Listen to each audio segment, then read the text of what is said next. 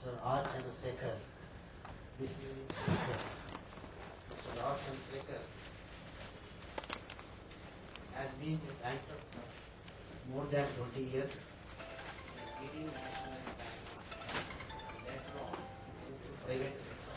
He was the director of the district public secretary, president of very large BPC, headed private sector board as senior vice president, commercial, and presently with administrating countries, and writing is his passion. He is a free His choice to choose any subject on management. Now the season is of revolution. Everybody revolts against almost everything. So I wanted to bring in a concept which at least sounds revolutionary. Almost all organizations in India are fumbling, they are confused over so many things. We have not got legitimate space in the international business arena. There is no such thing as a structured work culture. Many startups in this country are struggling basically because of this lack of work culture. Almost all organizations are finding it difficult or clueless about how to develop leaders. Alongside, there are a lot of descriptions, but no definite definitions as such. There is a big industry created around leadership to the extent of defining the difference, at least identifying the difference between leaders and managers. To some extent, they have been successful.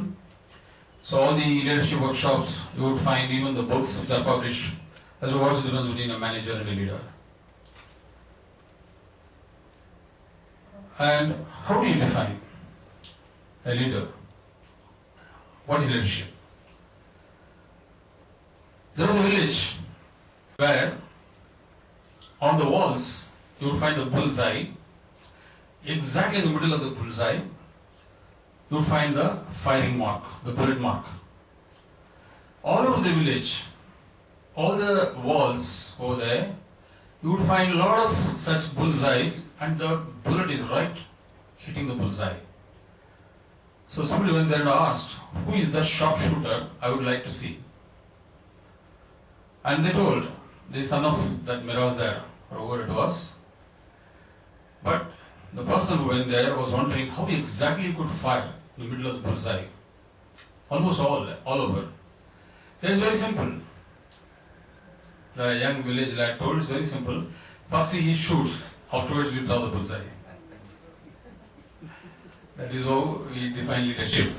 Whoever wins in whichever industry, we call him a leader, and each one is unique. As I said, there is a big industry to train and produce leaders. They charge very fat fees and they will call it as investment. It is as high as 2 lakh rupees for a workshop to develop leader. And I keep asking those people who attended that and come out, how many of you have really become leaders? Not immediately after the workshop.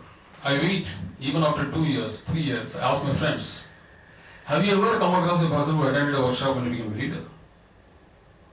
We are yet to come across a person who could confess or somebody else would certify. We cannot be in illusion that leaders can be developed by sending them to high-priced workshops. Basically because if each leader is unique in his characteristics and train people. Look at all the leaders, whomsoever they call leaders, they have all very unique characteristics. Not a single leader is similar to the other one. There is no beaten path. They say they are unique. How can this uniqueness be created in the form of a template and you bring it to a training session and you keep training people in that template? This is very unique. Each one is unique. And uniqueness cannot be trained in a template. Look at business leaders, spiritual leaders, institutional leaders, all they do that. So all leaders have taken their own path. I confront in my corporate life, my situations are different. Somebody's situation is different. The complexities are different. That being the case, you cannot have a fixed set of solutions until you follow these solutions, you apply these solutions, and you become leader. That's not possible. Only very broad indicative parameters can be laid down as contours. Look at that. We can only say, okay, in fine print, to the minutest details, it is not possible to define who will become a leader. But very broad contours can be given. But again, look at that. There are people who break away these contours and become leaders, like Kasanbhai Patel, Nirma. When everybody was thinking that washing soap should be in the form of a cake, somebody comes and tells, no, it will not be a cake, it could be powder. Then he becomes a leader. Initially everybody resists, and people say Hindustan Lever was laughing at them. What can they do? Nirma. They come out with some powder form. The whole format is different. There is no soap cake, it is only powder. So there will be no takers. They keep quiet and they shrug away. They ignore them. And over a period of time, they get traction. They become market leaders. They eat into the share of Hindustan Lever. So it was not a beaten path. No contours. No compliance of your existing parameters. He broke away tangentially and discovered something new and established himself as leader. Norms, when we are perfect compliance, we follow the norms, you can draw perfect circles, perfect squares. It's not going to inspire you. What is going to inspire us is the creative curve. That's why I say this Hussain, same brush, same canvas, and the same horse, for which he is very famous for. Each time he draws, it's going to be a different horse. The canvas may be the same, the brush may be the same, the paint may be the same, the painter is the same, but still the horse is different. So much of creativity. A successful leader leaves a trail of such creative steps. So it's not the skill. What I'm trying to establish is, it is not the skill of painting, but the spirit. So what is going to bring out a leader in you has nothing to do with the skill. If it's skill, then you can train. But if it is the spirit, then you have to shift the focus to something else. It is not skill, but it is spirit. We always find, when we take an interview, everybody who has gone through the interview and settles on the job are supposed to be skilled.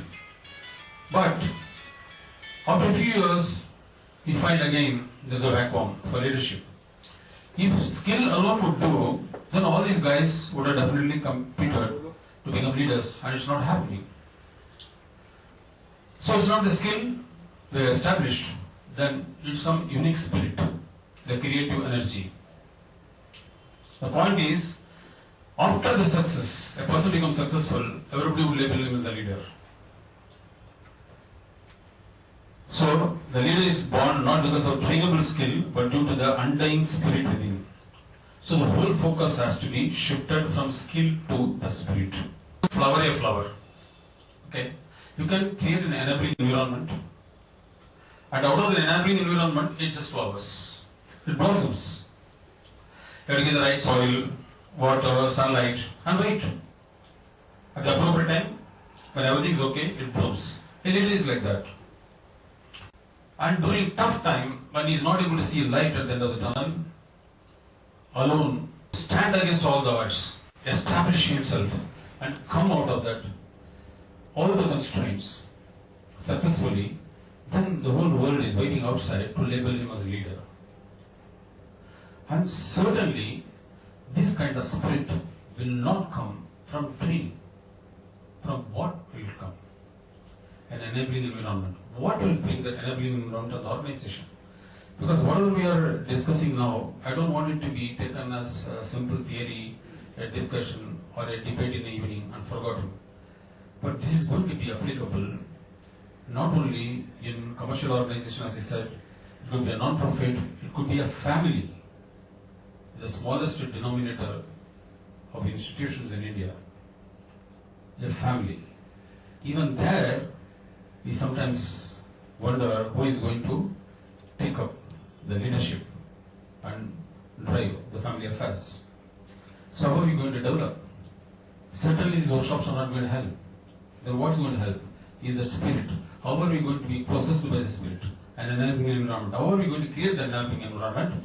We found the answer to all this is a sense of ownership. The moment we develop that sense of ownership, I own this, then it becomes an extension of me. Ownership can be cultivated, sense of ownership can be cultivated. Once possessed by the feeling of ownership, the rest will follow as autopilot. Because I own this, it is an extension of me. The moment that spirit comes in, a sense of ownership, then I go in autopilot mode. The rest of the things are logical steps. Certainly, it brings out one's best, my best. I will be able to perform my best. It may not be the best, but at least my best will come out. We call it as optimized human potential. Because I want it, this is mine, this is my process. At any cost, I will see that this process becomes successful.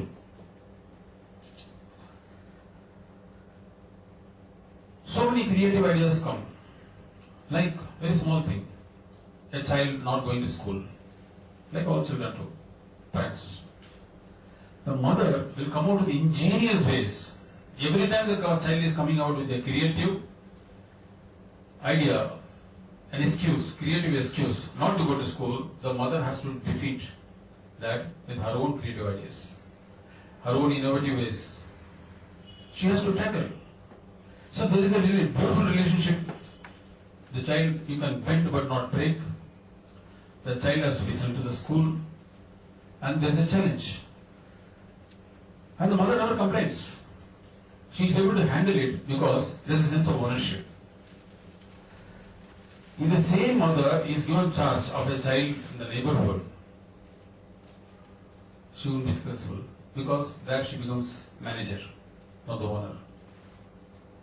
Her own child, however difficult it is, throughout the life cycle of the child, if you see, there are so many challenges which the mother would have faced. But all that she was able to manage just because of sense of ownership.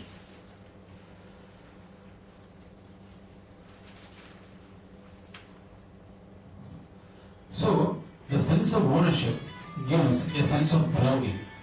We thought, why not bring this sense of ownership into organizations and see whether it makes a change? Because for a very long time, for decades, we worked on the concept of leadership.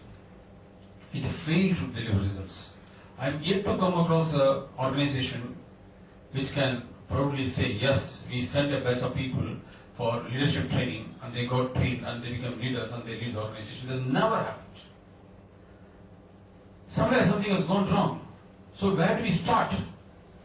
So by this experiment we have found we have to create an enabling environment for leadership. Like I said about the flowers.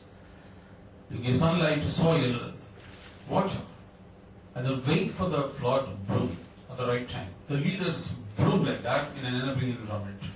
And to create the environment, you need a spirit, unique spirit, a sense of ownership. The moment I feel this is my process, this is my project, then the rest of things follow. That becomes an extension of me. So whatever happens, any part of the body, the whole body is informed about it. One such situation is, this is a child. Both mother and father are working. The father comes home early, looks at the child doing homework. The child normally doesn't sit and do the homework on its own. It has to be cajoled. The mother has to be after the child. That child suddenly started doing the homework on its own. The father looks at it and feels very happy and goes and looks at the TV. He settles down. Immediately after that, the mother comes. Mother looks at that, surprised. Immediately he rushes to the kitchen here and there and saw something broken. She could identify this guy out of guilt. He is doing his homework, certainly not on his own, and she didn't believe this.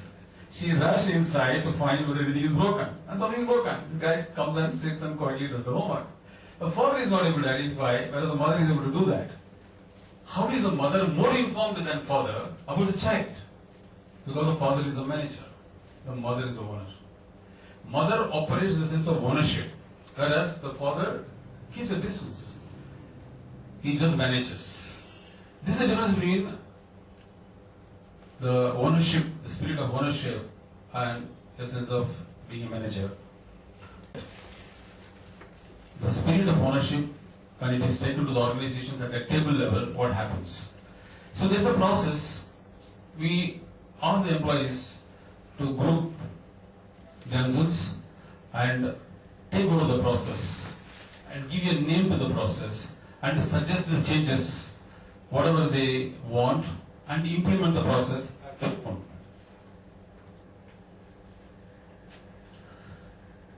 What we found in those cases where we left the process to the employees to evolve themselves and interfere, it will only be watching it from distance.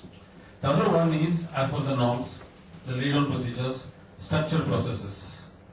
Amazingly, the error level in these old processes were drastically reduced, whereas the other one was in the normal course.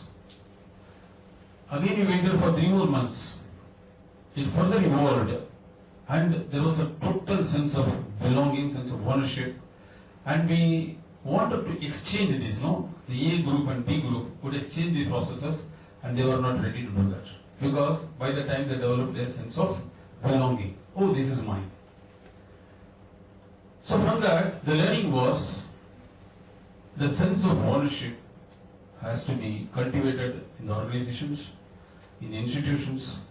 If you are able to successfully cultivate this sense of ownership and create an enabling environment, then leaders would evolve out of that.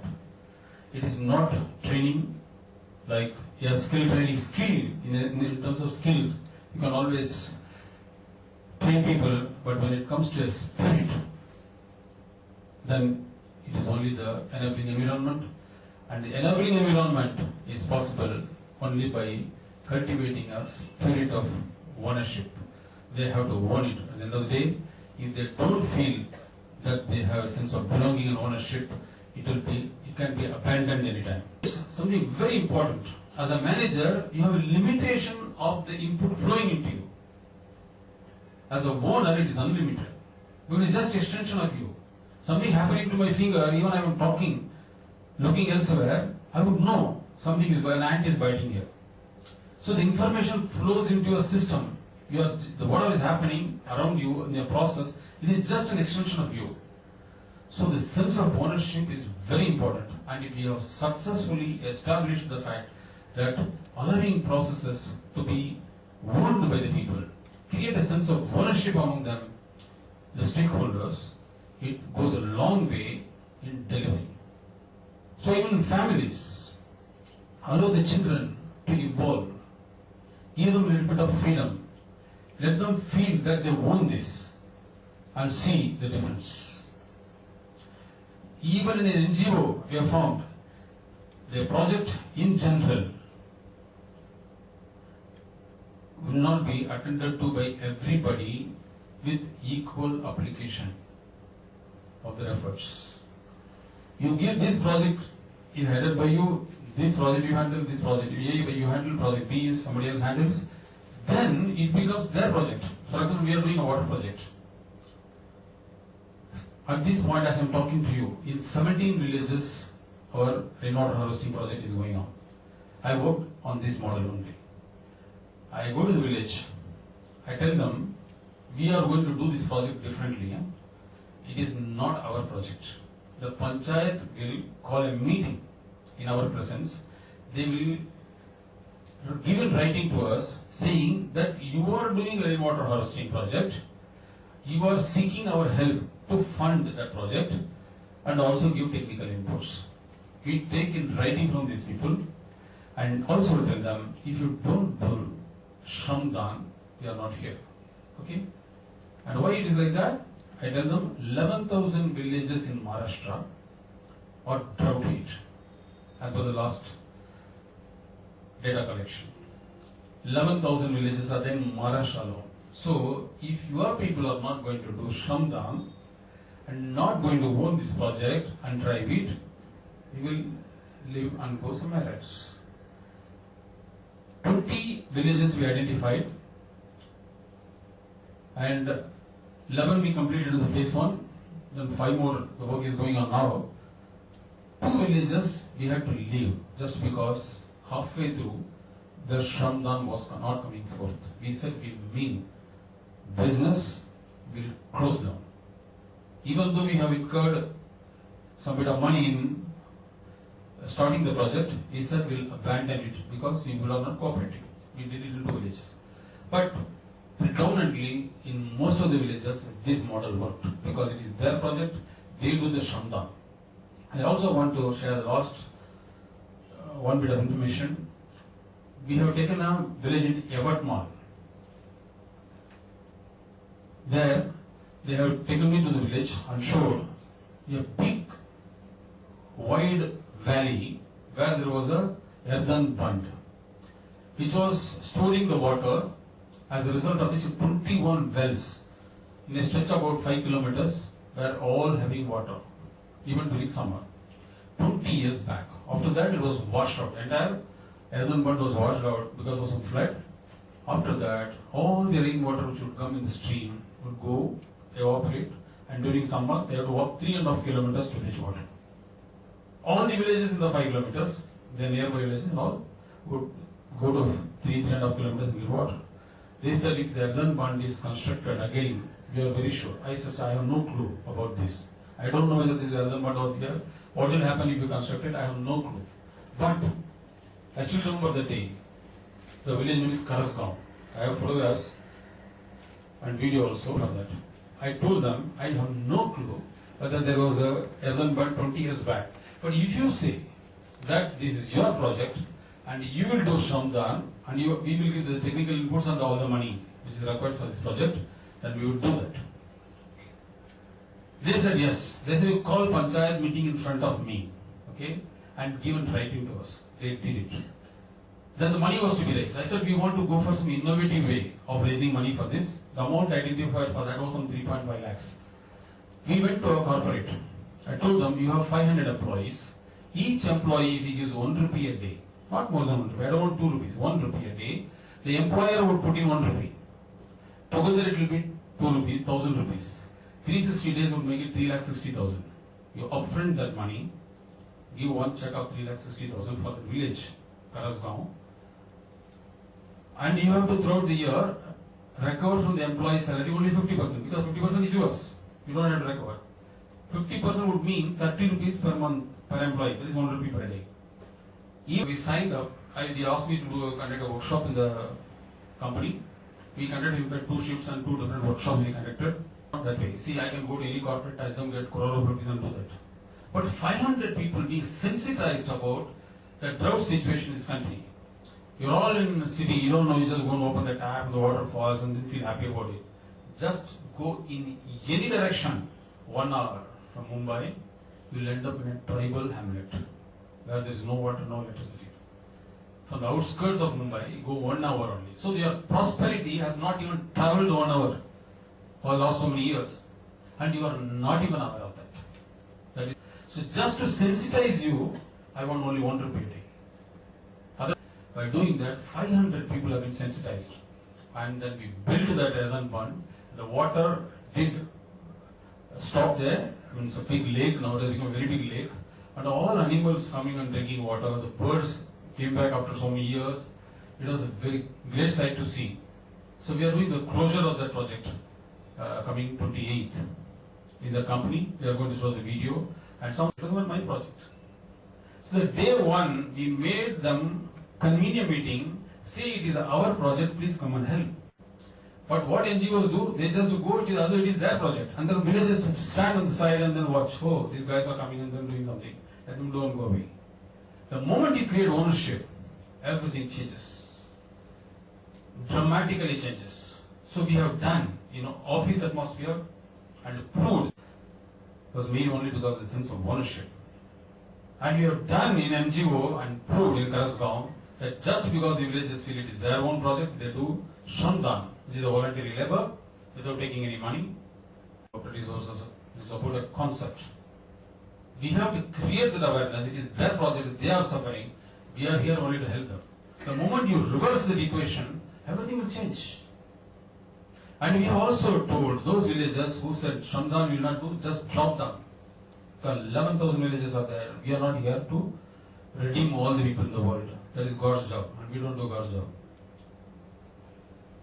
So this concept of ownership works because a time has come for us to leave all these dry philosophies. Around the leadership, the guts to tell there is no such thing as leadership training. It's farce. If at all there is something, it's only ownership. Create a sense of you own, everything changes. It's a dramatic change. You have to make a deep energy is created in you. The creative energy which will drive you, that has to come from within. How are we going to develop that spirit? That spirit has to be cultivated. You have to create an enabling environment. And that's what we have discussed now. It's only the sense of ownership. And for us also, forget the outside world, forget our employees. For us also, if you want to be effective, you have to first own it. Whatever we process, projects, whatever we undertake, you yourself will develop a sense of ownership. You own it first. Then afterwards all the good reflexes will come and drive you through. Whatever work you do, you could be a homemaker, you could be working in an office, you could be owning business, and whatever you do, with a sense of ownership, if that is not there, we will be doing it only half-heartedly. The only challenge the country is facing is not resource crunch. I have been extensively traveling. Very surprised, so much of resources there. Somebody to take charge, own with the responsibility and lead. That is missing. You go to offices, you will find 50% of what they do should not be done. With this I will end. I know I just overshot. Thank you very much. If you have any questions, you can ask me and we will wrap up. Thank you very much.